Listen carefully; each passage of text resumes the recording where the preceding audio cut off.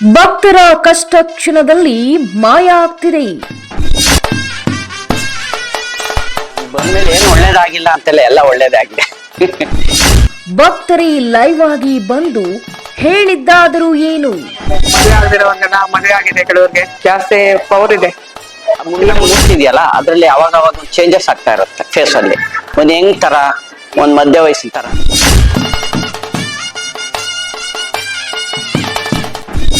ಮಾಯಾ ಶನಿದೇವರ ಪವಾಡ ಕೇಳಿದ್ರೆ ನೀವು ಕೂಡ ಬರ್ತೀರಾ? ಜನ ಇವತ್ತು ಇಲ್ಲಿ ಬಂದವ್ರಿಗೆ ಯಾರು ಕೆಟ್ಟಿದ್ದಾಗಿಲ್ಲ, ಎಲ್ಲ ಒಳ್ಳೇದೇ ನಡ್ಕೊಂಡ್ ಬಂದಿದೆ. ಸ್ವಲ್ಪ ಕಾಲು ನೋವಿತ್ತು ನನ್ಗೆ, ಒಂದ್ 2-3 ಸಲ ಬಂದೋಗಿದೆ, ಪರವಾಗಿಲ್ಲ. ಹಾಗಿದ್ರೆ ಇಲ್ಲಿ ನಡೆಯುವ ಪವಾಡವಾದರೂ ಏನು? ಶನೇಶ್ವರ ಬರ್ಬೇಕಾದ್ರೆ ಕಾರಣ ಹೆಂಗೆ ಅಂದ್ರೆ, ಈ ಸ್ಥಳಕ್ಕೆ ಬರಂಗಾದಾಗ ಅವಾಗ ಅವರು ಮಾಯ ರೂಪದಲ್ಲಿ ಕರ್ಕೊಂಡ್ಬಂದ್ರು. ಅಲ್ಲೇನ್ ಹೇಳಿದ್ರು ಅಂದ್ರೆ, ನಮ್ಗೆ ನಾನು ಇಲ್ಲಿ ವಾಸ ಇದ್ದೀನಿ, ನನ್ನ ಪೂಜೆ ಮಾಡು ಅಂತ ಹೇಳಿದಾಗ ಅದು ಮಾಯಾ ರೂಪದಲ್ಲೇ ಆಯ್ತು.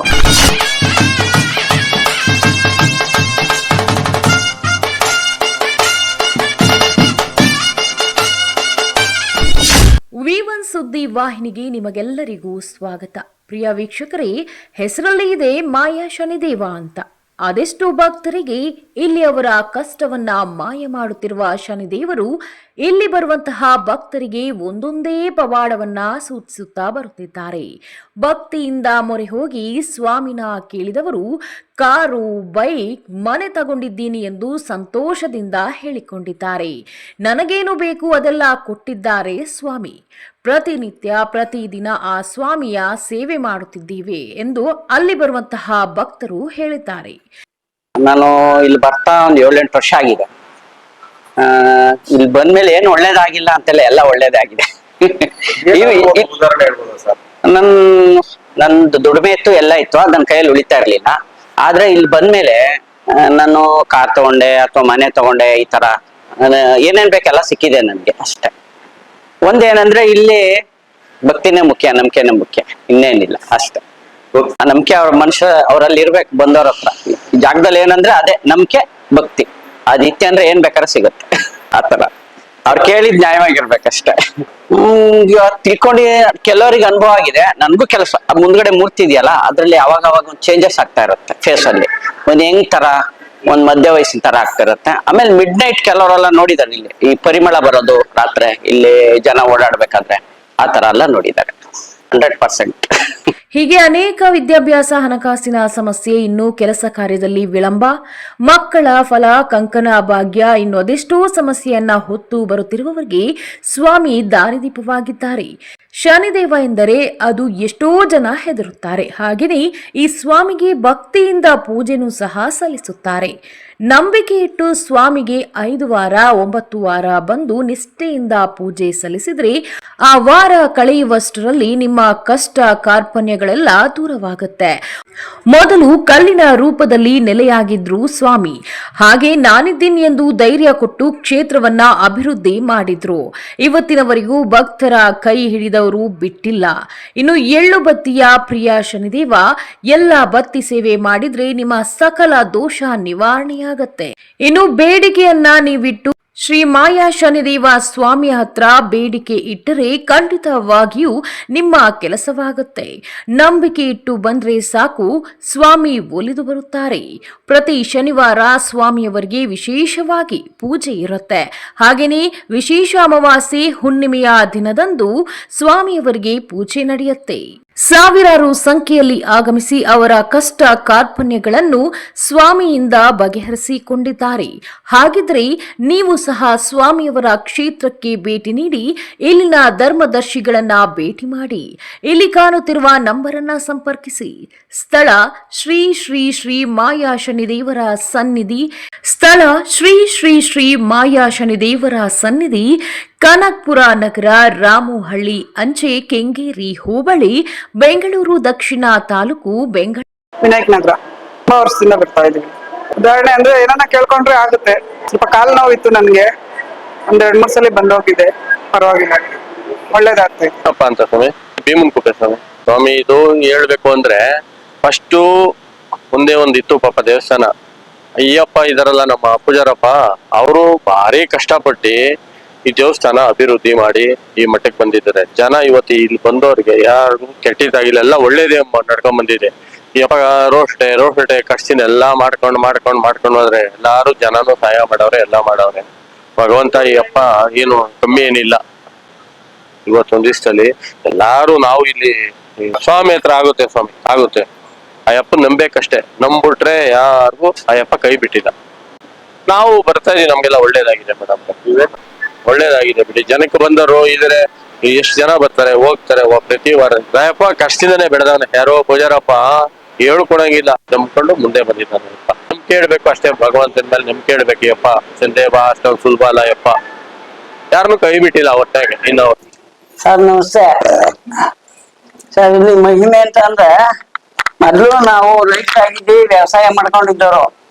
ಅದ್ರೊಳಗೆ ಏನು ಭಗವಂತ ಒಂದು ಸತಿ ನಾವು ಒಂದು ಹೊಸದಾಗಿ ಮನೆ ಕಟ್ಟಿ ಸ್ವಾಮಿ ಕತೆ ಮಾಡ್ದು.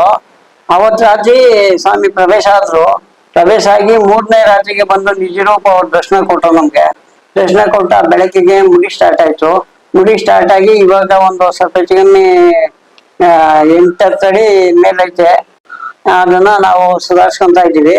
ಹಂಗಾಗಿ ಈ ಜಾಗದ ಮಹಿಮೆ ಏನು ಗೊತ್ತಿಲ್ವ ನಮ್ಗೆ. ನಾವು ಬೇರೆ ಕಡೆ ಇದ್ದಿದ್ದು. ನಮ್ಗೆ ಒಂದ್ ದಿವಸ ಜ್ಞಾನ ಚೇಂಜ್ ಆಗಿ, ಗುರುವಾರ ದಿವಸ ಜ್ಞಾನ ಚೇಂಜ್ ಆಗಿ ಇಲ್ಲಿ ಸ್ವಾಮಿ ಹುಟ್ಟ ಇದೆ ಮುಂದೆಗಡೆ 3 ಕಣ್ಣು ವೃಕ್ಷ ಇದೆ. ಅದು ಸ್ವಲ್ಪ ಇತ್ತು. ಅವಾಗ ನಮ್ಗೆ ಜ್ಞಾನ ಚೇಂಜ್ ಆಗಿ ಅಲ್ಲಿಗೆ ಬರಂಗಾಗಿ ಪ್ರತಿ ಒಂದ್ ದಿವಸ ಬಂದು ಹೋಗಿದ್ದಾಯ್ತು. ಆಮೇಲೆ ಪ್ರತಿ ಒಂದ್ ದಿವಸ ಬರ್ಲೇಬೇಕಾಗಿತ್ತು. ಬರಂಗೆ ನಮ್ಗೆ ಜ್ಞಾನ ಚೇಂಜ್ ಆಗ್ಬಿಡೋದು.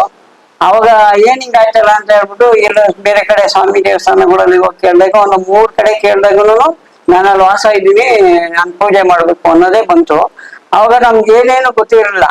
ಆದ್ರೂ ಅವ್ರು ಹೇಳ್ದಾಗ ನಾವು ಬೇಡ ಅನ್ನಂಗಿಲ್ಲ ಅಂತ ಹೇಳ್ಬಿಟ್ಟು ನಾವು ಆಯ್ತು ಅಂತ ಒಪ್ಕೊಂಡು, ಆಮೇಲೆ ನಾವು ಗುರುಗಳ ಕಡೆ ಮತ್ತೆ ದೇವಸ್ಥಾನಗಳ ಕಡೆ ಹೋದಾಗ ಅವರು ಒಂದೊಂದಾಗಿ ಹೇಳ್ಕೊಂಡಾಗೆ ನಾವು ಒಂದ್ ಸ್ವಲ್ಪ ಅಲ್ಲಿ ಗಿಡ ತೆಗೆದ್ಬಿಟ್ಟು ಉತ್ತದ ಹತ್ರನೇ ಪೂಜೆ ಮಾಡ್ತಾ ಇದ್ದೋ. ಒಂದು ವರ್ಷಗಟ್ಟಲೆ ಉತ್ತದ ಹತ್ರ ಪೂಜೆ ಮಾಡ್ದೋ. ಆಮೇಲೆ ಚಿಕ್ಕದಾಗಿ ಗರಿ ಸೆಟ್ ಮಾಡಿ ಒಂದು 2-3 ವರ್ಷ ಗರಿ ಸೆಟ್ ನಲ್ಲಿ ಒಂದೇ ಒಂದು ಸ್ವಾಮಿ ಫೋಟೋ ಕುಂಡಿಸಿ ಪೂಜೆ ಮಾಡ್ತಾ ಇದ್ದೋ.